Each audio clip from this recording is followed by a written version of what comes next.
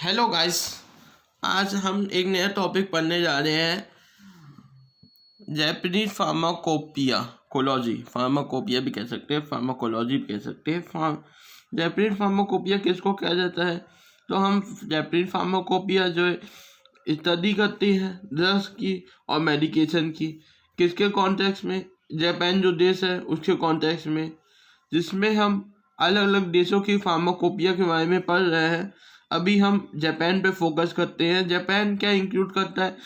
Research development मतलब research करवाता है। उस जो भी चीज़ रिसर्च से निकलती है उसे डेवलप करवाता है, उसे उसकी रेगुलेशन करवाता है, मतलब मार्केट में फ्लो जो है अलग अलग तरीके से करता है। और उसका कैसे फार्माकोपिया मतलब मेडिसिन का क्या क्या यूज़ है, उसको क्या हम यूज़ कर सकते हैं उसके बारे में गाइडलाइन जारी करता है। उसके यूज़ को लोगों तक बताता है, लोगों को बताता है, फिजिशियंस को बताते हैं, फार्मासिस्ट को बताता है। हेयर आसम की एस्पेक्ट, यहाँ पे कुछ की एस्पेक्ट है या की एक बिंदु है जिसे हमें जानना है। जैसे कि पहला है रेगुलेशन। किसी भी ड्रग है उसकी रेगुलेशन होगी। तो जापान में जो रेगुलेशन की रिस्पॉन्सिबल जो एजेंसी है वो pharmaceutical and medicinal device agency PMDA Japan में रिस्पॉन्सिबल है अप्रूवल के लिए, रेगुलेशन के लिए। किसके रेगुलेशन के लिए? फार्मास्यूटिकल एंड मेडिसिनल डिवाइसेस के अप्रूवल के लिए ये रिस्पॉन्सिबल है। It involve the safety and efficacy and quality of drugs before they are marketed in Japan. मतलब कि ये इवेल्युएट करता है, उसकी मात्रा बताता है, उसकी क्या सेफ्टी है, क्या असर देगी, वो पेशेंट पे सेफ रहेगी या नहीं रहेगी, उसकी क्या इफिकेसी है, मतलब वो कैसा काम करेगी दवा किसी पर्टिकुलर डिजीज पर, वो रेगुलेट करती है, उसके बारे में इवेल्युएट करती है। ड्रग की क्या क्वालिटी है, मार्केटेड होने से पहले उनकी क्वालिटी क्या है, बढ़िया क्वालिटी के ड्रग्स है या बेकार क्वालिटी के ड्रग्स है जो धूप में आते ही उनके कलर बदल जाते हैं, ऐसे कह सकते हैं। तो आपको ये बात याद रखना है। दूसरा है research and development. Research and development मतलब कि आप जानते ही है R&D, जो कि आज की गवर्नमेंट जो है दुनिया भर की गवर्नमेंट बहुत पैसा लगाती है अपने देश के R&D पर, से अपना एक अच्छा फ्यूचर इंश्योर कर सके, अपने देशवासियों का अच्छा फ्यूचर इंश्योर कर सके। ये बहुत लोग पैसा लगाते हैं। Japan has robust pharmaceutical industry within companies engaged in research and development R&D to discover and create new drugs. Collaboration between academic institutions, research organizations, and pharmaceutical companies play a significant role in advancing pharmacological research. मतलब कि हमने जो पढ़ा है उसका मतलब ये होता है कि जापान में बहुत सारी फार्मास्यूटिकल कंपनीज R&D में इंगेज है और वो अपना कोलेब्रेशन करते हैं अलग अलग एकेडमिक इंस्टीट्यूशन के साथ। मतलब एकेडमिक इंस्टीट्यूशन जैसे कि स्कूल, कॉलेज, यूनिवर्सिटी को एकेडमिक इंस्टीट्यूशन भी कह सकते हैं। और रिसर्च ऑर्गेनाइजेशन, अलग अलग रिसर्च कंपनीज भी आजकल आने लगी है और रिसर्च ऑर्गेनाइजेशन भी है उनके साथ, और फार्मास्यूटिकल इंडस्ट्री सब मिल के एक सिग्निफिकेंट मतलब एक प्रभावशाली असर डालती है फार्माकोलॉजिकल रिसर्च के डेवलपमेंट, मतलब कि को एडवांस मतलब उसको नए जमाने की तरफ ढालने में कह सकते हैं। अब हम दूसरा टॉपिक है जापान की ट्रेडिशनल मेडिसिन पे बात करते हैं, जिसे हम कैंपो भी कहते हैं। सिंपली हम कह सकते हैं कि जैसे कि हमारे देश में जो है आयुर्वेदा, सिद्धा जैसी ट्रेडिशनल प्रैक्टिस ऑफ मेडिसिन है, वैसे ही हमारे सबसे घनिष्ठ दोस्त जापान के पास भी एक अपनी खुद की वे ऑफ ट्रेडिशनल मेडिसिन का वे है, जिसे हम कैंपो कहते हैं, बताते हैं। In addition to western medicine, Japan has a long tradition of herbal and traditional medicine known as कैंपो।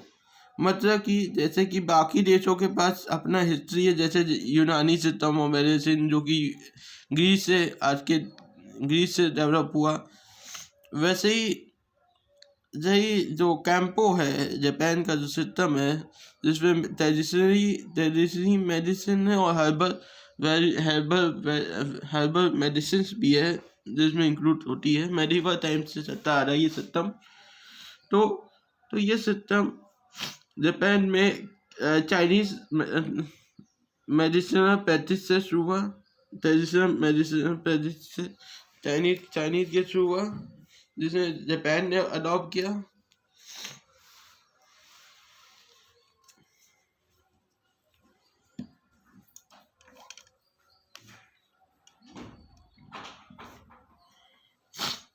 अब क्लिनिकल ट्रायल मतलब कि जैसे कि हमने मार्केट में शुरू किया दवा को, मार्केट से शुरू करने से पहले हमें एक चीज़ करना पड़ेगी कि पहले कुछ लोगों को लाया जाएगा, उन्हें उस दवा का खिलाई जाएगी, उनका रिस्पॉन्स देखा जाएगा कि उन पर अच्छा रिस्पॉन्स कर रही है या नहीं, या उससे पहले भी चूहे या अलग अलग जानवरों पे दवाई का ट्रायल होता है, जिससे पता चले कि एक्चुअल क्या बीमारी पे असर कर रही है दवा। तो अब पता है कि क्लिनिकल ट्रायल पे Japan participate in international clinical trial. Japan कहाँ पार्टिसिपेट करता है? इंटरनेशनल क्लिनिकल ट्रायल, मतलब कि दुनिया भर से अलग अलग देशों के लोग आते हैं क्लिनिकल ट्रायल के लिए, उसमें जापान पार्टिसिपेट करता है। एंड इस pharmaceutical companies conduct clinical trial to test the safety and efficiency of new drugs. मतलब कि जापान की कंपनीज भी ये कंडक्ट करती है जो क्लिनिकल ट्रायल है, अपने नए नए ड्रग जो लॉन्च करती है वहाँ की कंपनीज या मार्केट में लाती है, वो अपने क्लिनिकल ट्रायल करती है, जैसे वो इंश्योर कर सके, टेस्ट करती है। तो कैसे क्या इंश्योर करे? तो उनकी सेफ्टी, जो ड्रग्स दे रहे हैं उसकी क्या सेफ है या नहीं दे रहे हैं, उसकी इफिशिएंसी, उसका कैसा कैसा काम कर रही है उस पार्टिकुलर बीमारी पर। These trials are essential for the approval process। ये सारे ट्रायल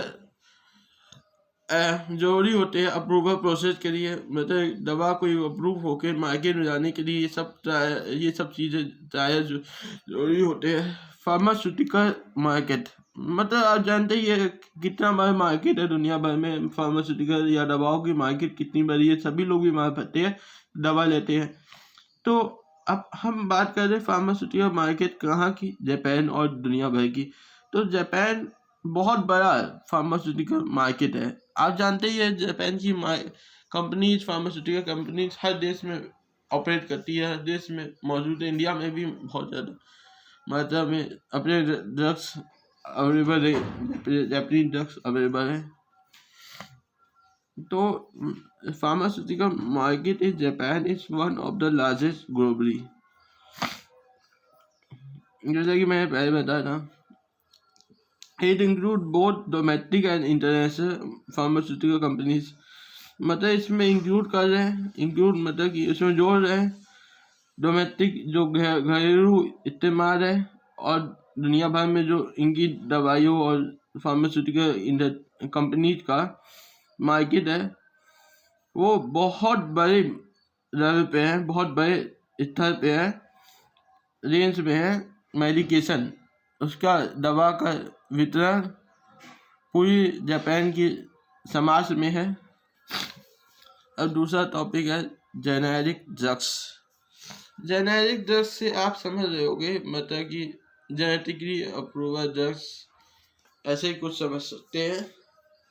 तो जेनेरिक ड्रग्स मतलब the promotion and use of generic drugs has been encouraged in Japan to reduce healthcare costs। मतलब कि जेनेरिक ड्रग्स का इस्तेमाल या उसका प्रमोशन, उसका यूज़ जापान में इस वजह से बढ़ाया जा रहा है जिससे हम हेल्थ केयर की जो कॉस्ट लगती है, आप जानते ही है हेल्थ केयर में कितना कॉस्ट लग जाता है कि लोग बीमार पड़ते हैं तो कितना हॉस्पिटल को देना पड़ता है, कितना लोगों को देना पड़ता है। तो आप जान सकते हैं कि उससे क्या होता है कि हेल्थ केयर की कॉस्ट घट जाएगी, जेनेरिक दवा का यूज़ बढ़ेगा, उसका प्रोडक्शन बढ़ेगा, उसकी वो से कम हो जाए। Generic version of brands name drugs undergoes strict regulatory of scrutiny to ensure their safety and efficiency। मतलब कि generic version of brand name drugs, मतलब जेनेरिक से जो भी brand name generic brand name का भी ड्रग्स मार्केट में आएगा उससे बहुत स्ट्रिक्ट मॉनिटर होता है जिससे उसकी सेफ्टी जो पर्सन ले रहा है उसकी क्या उस पर सेफ है या नहीं, या उसकी जो इफ़िशेंसी मतलब कि काम कर रही दवा या नहीं, उससे वो पता लग जाती है। आज के लिए इतना ही करते हैं, कल और बताएंगे। Thank for watching.